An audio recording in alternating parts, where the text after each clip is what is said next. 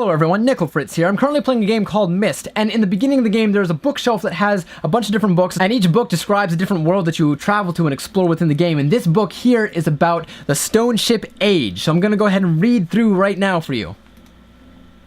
Emmett was the first to live on the rocks. He named them the rocks because that is what they were, a group of sharp rocks clustered together in the middle of a large sea. This is where Emmett lived. He enjoyed his life. Emmett would occasionally swim to nearby rocks, as it was never too far of a distance. One day another person appeared on the rocks, for no apparent reason to Emmett. Emmett named this new person Branch. Emmett and Branch quickly became friends, swimming and hunting for fish together often. Emmett showed Branch the simple cave in which he lived in the largest rock. Soon, Branch discovered a place where he decided to live, also on the same large rock. The sun always shone brightly in their world, and the water was always dazzlingly clear, allowing them to see almost to the deep ocean floor which surrounded them. Though the sun always shone, it was never too hot for the boys.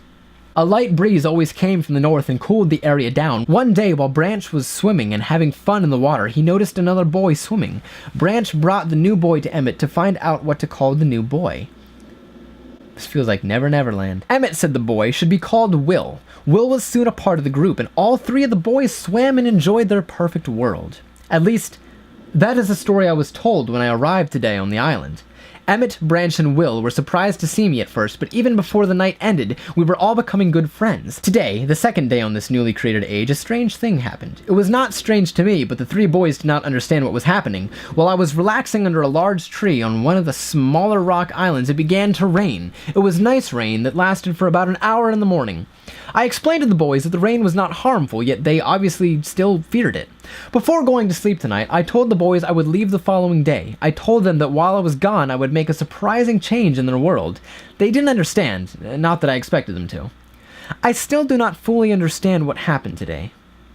I was experimenting with the art, capitalized, testing the limits of the rules as dictated to me by Father, capitalized.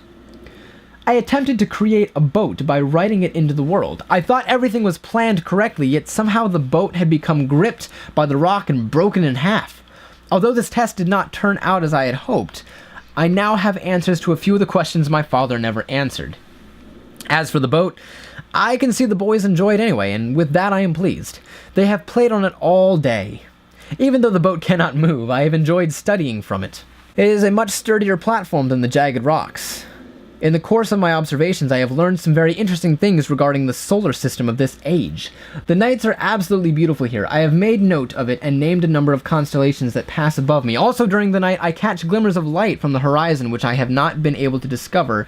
It is created by some natural phenomenon or by additional people on far islands or rocks. I should very much like to discover which. I rather suspect it is additional people, but would explain the appearance of Branch and Will. The rain today was slightly heavier than usual. Just when the boys were getting used to the light rains, a small storm arrived. They were frightened by the heavier rain, not to mention the thunder and lightning. If rain has never fallen here until recently, as the boys tell me, I would like to discover why it is falling now. Regardless, I have decided to return home for a short while. I have also been thinking of some plans for the lighthouse that I hope to construct soon. I think that perhaps by shining a bright light toward the horizon, it might prove my suspicions regarding additional inhabitants. They would be curious about the light and travel to discover its source, if they have the means.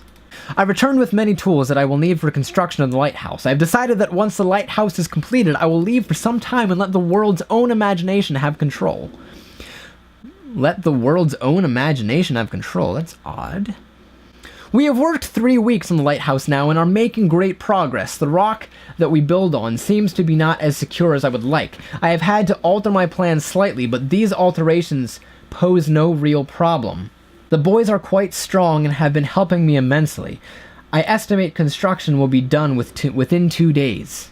The lighthouse is finished and we are all proud of our creation. The boys are amazed at the structure wrought from the rock with their own hands. The evening we powered up the generator, much to the boys' dread at first. It shined a great light to the horizon for many hours. I stayed the night in the top of the lighthouse and in the morning awoke to observe the sunrise without my being coated with the chilly blanket of ocean dew I had become accustomed to. It was Will who first saw the girl. Ooh. She was swimming not far from the boat where Will was getting ready to hunt for fish. Then Will noticed a man not far away from the girl. Emmett was very pleased to meet the additional neighbors. I feel pleased to leave this age. I have set in motion events that have nothing to do with writing or the art that will have more profound impact on this world than I could have ever written. Could ever written, I think. Stoneship. Oh, okay, this island is a Stoneship age.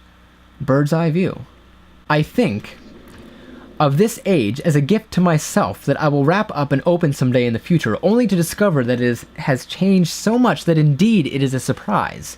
Besides, I have yet another new age that awaits me. It seems I'm going to need some way to travel underwater in this new age, and so much planning is in order. It has been 10 years since I left this age, which I have since called the Stoneship Age. Upon returning, I cannot believe the changes that have taken place. The original 3 boys have grown into adults, and there are many new faces that I do not recognize. Branch told me that it has not rained for 7 years, and the cool breezes are back again. They are all very content and have been serving me with new foods and showing me new materials I have discovered. It even seems that they have found gold somewhere. I see it in many forms around the island. My lighthouse has been kept in perfect condition, and it looks as if they have tried their very best to keep it so. Yet I have noted that the entire rock it was built on sank approximately 40 or 50 centimeters. After a wonderful visit with my old friends, I wonder aloud with them what things will be like here in another 10 years. Constellations.